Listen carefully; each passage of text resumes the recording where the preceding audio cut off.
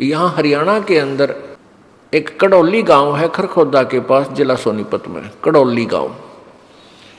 उस कड़ौली गांव का एक किसान का लड़का, जाट का लड़का निश्चल दास, उसके मन में प्रेरणा हुई कि अभी हमारे सदग्रंथ जो हैं संस्कृत भाषा में लिखे हुए हैं, और ये हमारे गुरु लोग जो ब्राह्मण लोग हैं, कोई भगवान की महिमा किसी प्रकार सुनाता है, कोई किसी प्रकार सुनाता है, तो क्यों ना मैं संस्कृत पढ़ूं और इन सदग्रंथों को यथार्थ समझकर जनता को बताऊं। ये जो नकली गुरु हैं ब्राह्मण, जो उस समय के गुरु जी थे, वो केवल स्वार्थवश ही शिक्षा ग्रहण करते थे।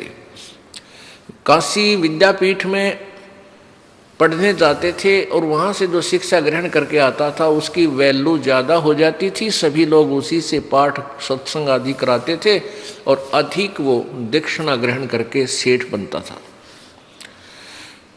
उन लोगों का यही उद्देश्य था, केवल पैसा प्राप्ति, शिक्षा का उद्देश्य यही था, उन ग्रंथों से कोई लेना देना नहीं था।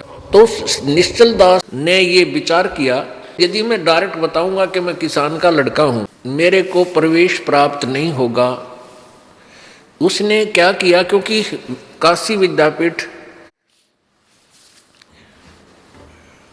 के अंदर एक नियम था कि केवल ब्राह्मण ही वहाँ शिक्षा ग्रहण कर सकते हैं, वही प्रवेश पा सकते हैं, और उनका एक प्रमाण पत्र गांव से लिखवाया जाता है कि ये इस जाति का है, तो उस प्रमाण पत्र के आधार से वहाँ प्रवेश मिलता था। तो निश्चल दास जी ने अपने गांव के नंबरदार से और लिखवा लिया कि ये ब्राह्मण जाति से संबंध रखता है, प्रवेश पा लिया, अच्छी तरह शिक्षा ग्रहण करी, और वो प्रत्येक वर्ष प्रतिवर्ष सबसे उत्तम श्रेणी से पास होता रहा, सफल हुआ। जब उसने अपनी शिक्षा पूरी कर ली तो तब उसका वापसी हुई, तो वहाँ के जो प्राचार्य थे, मुख्य प्राचार्य, हेड मास्टर, प्रिंसिपल, उनकी कन्या विवाह के योग्य हो चुकी थी, और उस प्रिंसिपल ने सोचा कि ये होनहार बालक है, बहुत तेज माइंड का है, और ये आगे जाके बहुत धन कमावेगा अक्षेत्र में जाकर, क्यों ना अपनी पुत्री का विवाह इस बच्चे से कर दूं। जब उस निश्चल दास ने कहा कि गुरुदेव आशीर्वाद दो, आपका बच्चा सफल हुआ अपने कार्य में, मेरी विद्या पूर्ण हुई आपकी कृपा से, तो उसने कहा कि बेटा कोई गुरु दक्षिणा नहीं देगा क्या? निश्चल दास ने कहा कि जो आज्ञा महाराज, मुझ गरीब के पास देने को कुछ है नहीं, आप आदेश दो। तो उसने कहा कि तू वचनबद्ध हो।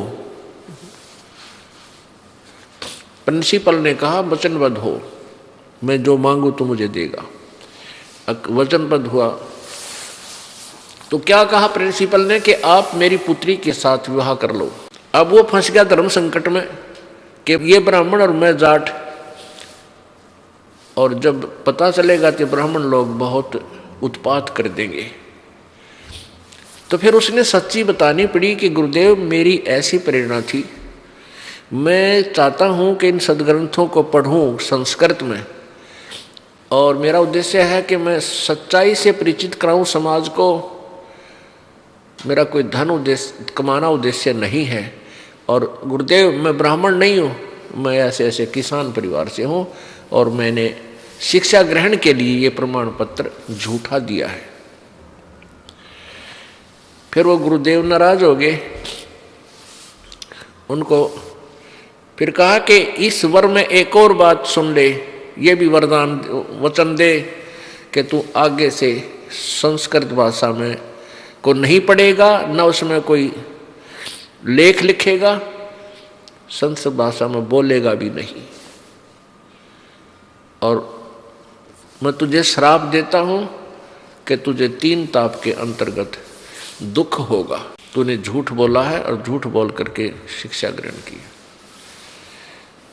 अब उसने कहा ठीक है गुरुदेव, जो आपकी आज्ञा है। उस निश्चल दास जी ने फिर संस्कृत ना तो लिखी ना पढ़ी, क्यों प्रतिबंध ला दिया उन्होंने, और उसमें ये धर्म के ठेकेदार ना जाने के जुल्म करवा देते थे।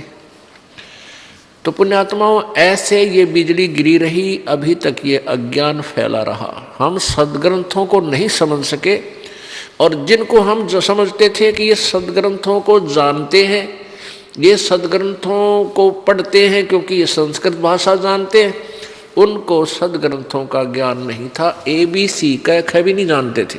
तो परमेश्वर कबीर जी के विषय में फैलाई गई धारणाएं उन अज्ञानी गुरुओं, ऋषियों, मंडलेश्वरों, महंतों के द्वारा कि ये अशिक्षित है, इसको संस्कृत भाषा नहीं आती है, ये ऊट पटांग भाषा बनाकर दुनिया को भ्रमित कर रहा है, ये इसका ज्ञान सही नहीं है। अब ये विश्वास हो जाना, ये बात हृदय में जच जाना स्वाभाविक था कि कबीर परमेश्वर जी संस्कृत भाषा पढ़े नहीं हैं। परमात्मा कबीर जी प्रत्येक भाषा के विद्वान थे, क्योंकि परमात्मा अंतर्यामी होते हैं और वो आत्मा के जीव जंतुओं की भी भाषा समझते हैं।